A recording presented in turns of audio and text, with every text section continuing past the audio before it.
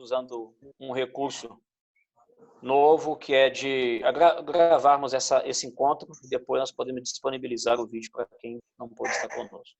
Tá, ok? Aproveitando e fazendo aqui alguns lembretes, alguns recados, espero que você tenha assistido o material, né? Como foi informado, a cada semana nós divulgamos um vídeo com o tema, também um material em forma de cartilha, onde você pode ter ali perguntas e respostas, uma pequena explanação do assunto.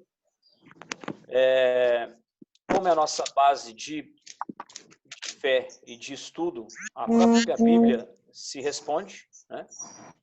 Então, você tem ali perguntas, mas a própria Bíblia, com a referência, traz a resposta, você pesquisa e preenche aquele arquivozinho PDF.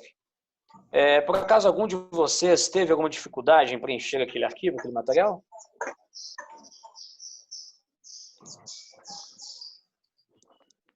Todos conseguiram preencher aquele material em PDF? O que eu fiz, eu não consegui marcar os campos. Entendi. Eu tenho um aplicativo de PDF e tudo aqui, mas eu não consegui. Quando eu abri o arquivo, parecia que abria um vídeo, uma câmera junto. Entendi. Porque eu estava com o arquivo de né? PDF aberto e tudo a uma câmera. Joel, eu acredito que você esteja dizendo sobre o aplicativo RA. Na verdade, no início do estudo eu havia compartilhado aquele aplicativo, mas nós resolvemos não utilizá-lo, ele é muito complexo. Então, a gente vai focar somente no arquivo PDF. Então, a gente manda sempre um vídeo e um PDF. O PDF, quando você abre, ele vai te dar um conteúdo em texto. Para você apontar, né? Para você fazer as anotações, né? Responder as perguntas. Agora, ele precisa ter o Adobe, né? Ele tem que talvez baixar o Adobe. Tem que ser o Adobe, verdade. Tá? Se caso alguém teve dificuldade, no próprio arquivo tem ali um link para você baixar. Tá? Mas, enfim, se alguém tiver alguma dificuldade novamente, pode nos chamar no privado que a gente resolve. Tá, ok? Ok. Então, sem mais delongas, eu acho que nós podemos então iniciar com uma oração. E eu pediria ao nosso amigo Raimundo que pudesse, por gentileza, fazer essa oração por nós. Nós vamos iniciar então o estudo. Querido Deus, amado Pai, abençoa, Senhor, esse nosso estudo, Pai. Que todas as pessoas que estão conosco nessa live possam sentir o seu amor, sentir a sua presença e podemos aprender mais de Ti, Senhor. Envie, querido Deus, o Deus Espírito Santo, para que possamos nos iluminar, para que possamos abrir a nossa mente e o nosso coração para a aceitação das suas verdades e também a aceitação daquilo que vamos estudar, Senhor. Abençoa-nos, Senhor, e abre o nosso coração, Pai. É o que eu te peço e te agradeço por Jesus. Amém. Amém. Amém.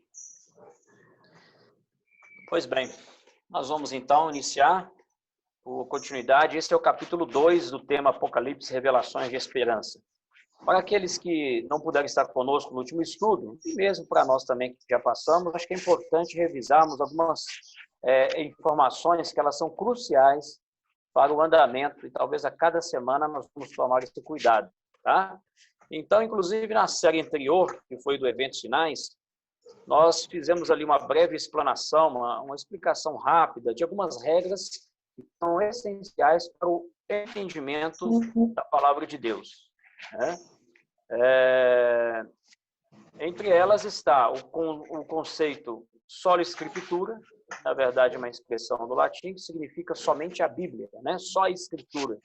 Somente a Bíblia é a nossa regra de fé. A Bíblia é a luz maior que ilumina qualquer outro conhecimento. Não que não existam outros livros e pessoas capacitadas para comentar, explicar ou discorrer do conteúdo bíblico. De forma alguma. Também sim, né? Mas a Bíblia ela nunca deixou de ser uma regra de fé principal. Trabalhamos dentro do conceito histórico-gramatical. Por quê? É a forma de estudar a Bíblia baseando-se na própria história, na história que ela mesma conta. E gramaticalmente nós compreendemos, né, de acordo com, refletindo o texto original, o que ela queria dizer, né, através dos seus autores.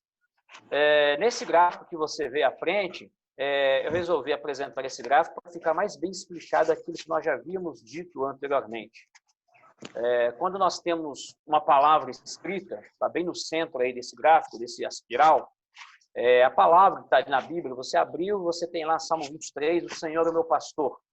Então, aquela palavra, ela foi escrita baseada em quê? Né? Por que o autor escreveu aquilo? Então, é interessante a gente conseguir notar exatamente isso. Certo? Então, da seguinte forma, fica mais fácil nós compreendermos. No centro está a palavra, e aquela palavra precisa ser compreendida baseada nas passagens que elas estão inseridas, ou seja, no contexto do capítulo, do assunto que o autor está se referindo. Né? Nós chamamos isso de contexto imediato. Certo? Então, se você está lendo ali sobre o Senhor é o meu pastor e nada me faltará, você compreende que o autor está falando alguma coisa referente a alguém que cuida de outro alguém. Correto? Compreende? Então, isso é um contexto básico para se entender a Bíblia. Da mesma forma, continuando o raciocínio, nós temos algo que é muito importante, que não pode ser deixado de levar em conta, que é o contexto maior, um contexto amplo. Tá? Esse contexto amplo, na verdade, nós podemos encontrá-lo no decorrer de todo o livro. Então, nós estamos falando do Salmo 23, como exemplo. Então, nós temos ali o capítulo 23, que fala de um pastor que cuida de ovelhas. Mas qual que é o contexto maior daquele livro? Ok? Então, esse é o contexto maior que o autor quer dizer. Da mesma forma, quem é o autor? Uma coisa muito importante sobre isso, para entendermos a Bíblia, é nós pegarmos o exemplo da literatura secular.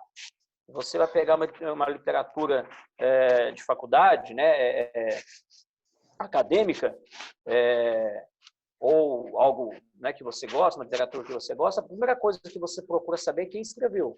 Então, se você tem, por exemplo, um livro indicado por um amigo, escrito por Augusto Cury, você já pega aquele livro com bem mais segurança. Né? Você pega um livro, por exemplo, de Paulo Coelho, você pega um livro de diversos outros autores conceituados, você já pega com mais firmeza e você, então, lê aquilo dando mais crédito. Né? Então, é importante sabermos quem é o autor, em que contexto ele escreveu aquilo, em que cultura, em que época, em que local, correto? Então, da mesma forma, nós podemos usar esse recurso para compreendermos a Bíblia. Também existe aí a importância também do tempo, da época, o que nós chamamos hoje, uma linguagem bem brasileira, o testamento, né? Então, a gente fala o Novo Testamento, o Velho Testamento. Essa é uma linguagem bem brasileira para poder explicar que é uma época antes de Cristo, uma época após Cristo ter vindo, correto? E dessa forma, então, nós temos a facilidade de compreender a Bíblia. Em Isaías 28, verso 10, é sempre bom você ter isso gravado, marcado na sua Bíblia, tá? Esse texto, ele é uma chave para a compreensão bíblica. Diz assim, porque é mandamento sobre mandamento, regra sobre regra, né? Regra e mais regra, um pouco aqui e um pouco ali. Esse texto ele dá uma abertura revelada pelo profeta de que para nós compreendermos a revelação bíblica era importantíssimo que as pessoas não se baseassem apenas em um contexto imediato, tá? E algo fosse entendido de forma mais ampla. Enfim, né? Falamos um pouco semana passada então sobre o que é na verdade o Apocalipse. O Apocalipse ele começa em Apocalipse capítulo 1, verso 1, começa exatamente revelando o que é o próprio livro, né? A revelação de Jesus Cristo. Então, a palavra Apocalipse, né? Escrito no original grego, tem essa figura aí, essas ilustrações aí abaixo, né? De Lucas, onde diz ali, né? Luz para as nações. E a mesma palavra usada em Lucas é a mesma expressão desenhada lá em Apocalipse, que significa revelação. Então, a Bíblia, a palavra de Deus, ela jamais seria um livro trancado, escondido a 7 chaves para que ninguém pudesse compreender. Pelo contrário, ela é um livro revelado e exposto a todos nós. Tá? Agora, esse detalhe também aqui é importante.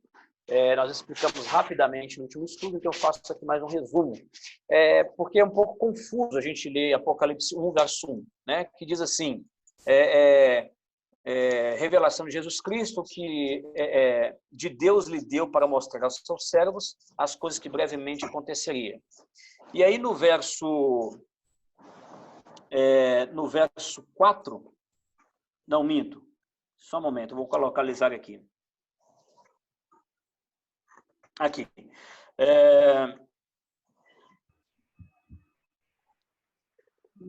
Me perdi em qual verso aqui. Mas que exatamente fala da parte de quem que o Apocalipse é entregue a Jesus, né? É entregue ao profeta.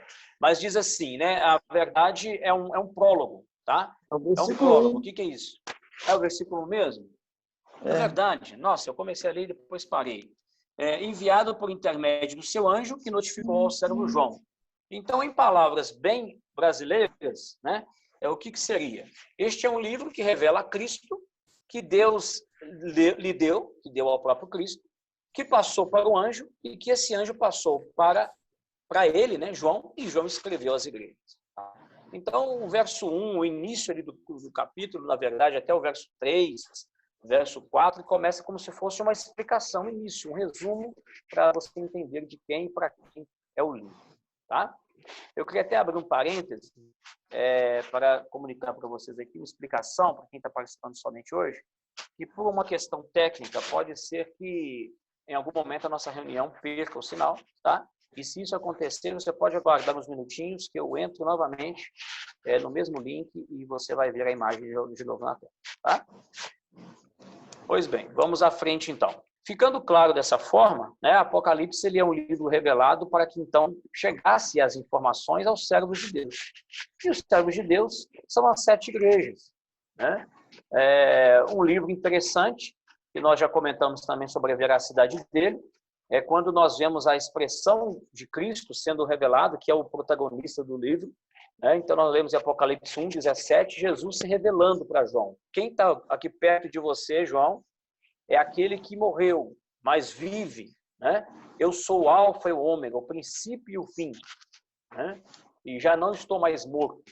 Estive morto, mas agora estou vivo para sempre. Então, esse texto ele é maravilhoso. João ele se assusta em perceber de que quem está falando com ele é o próprio Cristo. E aí, em Isaías 44, é interessante nós notarmos como que há sempre uma conexão.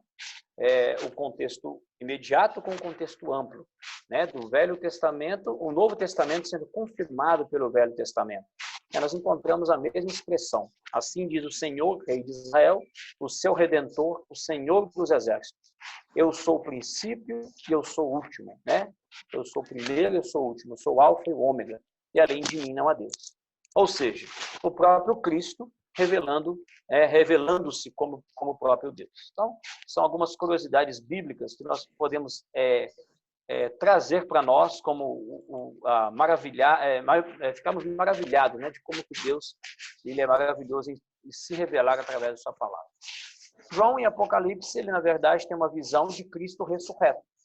Este homem que começa falando com ele, é o próprio Cristo, e só que de uma figura bem melhor da que ele havia visto. Okay? Falamos um pouco também sobre os códigos proféticos. O Apocalipse é cheio de códigos, cheio de figuras, mas nós podemos ficar tranquilos, porque essas figuras elas são explicadas pela própria Bíblia. Então, no momento que você lê algo sobre estrelas, Apocalipse 1:20 fala sobre as estrelas, você encontra a explicação de que anjos, de que estrelas são anjos, estrelas são mensageiros. Tá? Eu gostaria de dar um exemplo para vocês através dessa figurinha aqui, olha. Só um momento que eu vou compartilhar com vocês. Eu vou deixar no nosso grupo um link para que você tenha acesso a este conteúdo. Olha que interessante. Vê? Só um momento.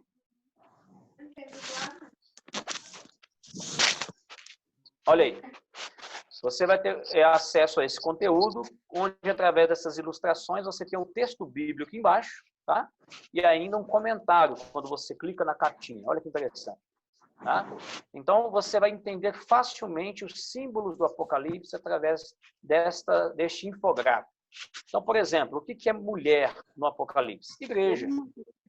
Como que eu sei disso? Efésios, capítulo 5, verso 23, você vai ler a referência que te fala. A própria Bíblia explica o que é mulher. Tá? Águas. Né? O que são águas? Eu vi uma besta subindo do mar de muitas águas. E aí você vai ler esse texto dizendo, o que é isso? Água? Como assim? É um rio? É o Oceano Atlântico? Não. Você vai ler Apocalipse 17:15, explicando de que águas, na verdade, são povos. Tá?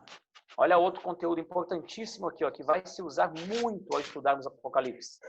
Esse aqui, olha. O princípio dia-ano. Quem aqui já ouviu falar sobre esse princípio? Nós já comentamos na outra série. Né? Quantos aí já tinham ouvido falar? Pois bem, a Bíblia, profeticamente, quando ela fala sobre havia-se então a contagem de tantos dias, profeticamente aquilo quer dizer anos. Então, um dia é igual a um ano. Você pode conferir em Ezequiel, em Números e também em 2 Pedro. Tá? Então, esse tipo de informação facilita para que nós possamos compreender o conteúdo bíblico, certo? Então, dessa forma, nós vamos iniciar exatamente agora, né, sobre o conteúdo das 7 igrejas. O assunto, queridos, é simples, tá? Não é complexo, desde que você tenha em mente esses princípios do estudo da Bíblia, né, onde que a palavra de Deus ela mesma se explica. Esse gráfico que está aí na sua tela, eu também vou compartilhar lá no nosso grupo. É uma tabela, na verdade, enorme, aqui eu colei só um pedacinho, tá? Onde você tem quase todas as figuras do Apocalipse discriminadas com significado à frente e as referências bíblicas. Tá? Nós vamos compartilhar isso também para facilitar o estudo daqui para frente. Mas vamos lá. As 7 igrejas do Apocalipse. Nós lemos em Apocalipse capítulo 1, versículo 3, que o anjo vira para João e diz o seguinte, escreve então João, versículo 3 aí, tá? Bem-aventurado aqueles que leem e ouvem as palavras dessa profecia. Nós lemos aqui em Apocalipse 1, verso 10, dizendo, achei-me em espírito no dia do Senhor e ouvi por detrás de mim grande voz como de trombeta, dizendo, o que vês, escreve em livro e manda às 7 igrejas, que são elas, Éfeso, Esmirna, Pérgamo, Tiatira, Sardes, Filadélfia e Laodiceia. O anjo citou essas igrejas para João, e João rapidamente ele compreendeu de que se tratava. João ele estava onde quando ele escreveu o Apocalipse, quando ele recebeu a revelação do Apocalipse? Quem lembra? Ilha de Patmos. Sim, ele estava na ilha de Patmos. E aqui no mapinha a gente pode ver claramente a ilha de Patmos. Quer ver se eu guardei um mapinha aqui? Deixa eu ver se eu guardei um mapinha. Isso, tá aqui, olha. Olha aqui a ilha de Patmos abaixo, né? Hoje essa região toda é conhecida como a Turquia. Está aparecendo na sua tela ainda. A transmissão da tela costuma demorar um pouquinho. E próximo ali de Patmos, na área ali continental, João conhecia muito bem essas cidades. Cada um desses nomes que ele fala igreja, na verdade são cidades. E em cada cidade havia uma igreja. Né? Nós sabemos que após a ascensão de Cristo, o término do ministério de Cristo, os apóstolos, eles então cumpriram a missão que Jesus designou a eles, né? Ir por todo mundo, pregar o evangelho. E realmente houve uma grande escalada na pregação do evangelho por todas as regiões, inclusive as mais próximas, que eram as cidades ali da Ásia Menor, né? Bem próximas ali da Palestina, onde Cristo morava, certo? E essas cidades todas fundaram novas igrejas, congregações seguidoras do Evangelho de Cristo Jesus. Né? Um grande escritor, tá? Um arqueólogo britânico chamado William Hansey, ele, em um dos seus livros, ele escreveu o seguinte, no tempo de João, a província da Ásia estava dividida em 7 distritos postais, né? Cada um tendo como seu ponto de partida uma das igrejas mencionadas por João. Então, historicamente, nós também temos confirmação de que é exatamente aquela região, aquele local. E o nome das igrejas está estampado aí para que nós não nos confundamos, né? Agora, tem um detalhe. Essas cartas foram todas, então, escritas por João para que fossem remetidas via correio para chegar a cada uma dessas igrejas, só que com uma particularidade, que essas cartas carregassem ali algumas coisas de suma importância. Havia ali um elogio, né? Cada carta continha um elogio, cada carta continha uma advertência, e cada carta continha também Promessa. um puxão de orelha, uma promessa. Obrigado. Tem a promessa, então vamos lá de novo, né? Um elogio, uma promessa e um puxão de orelha, né? Uma chamada de atenção.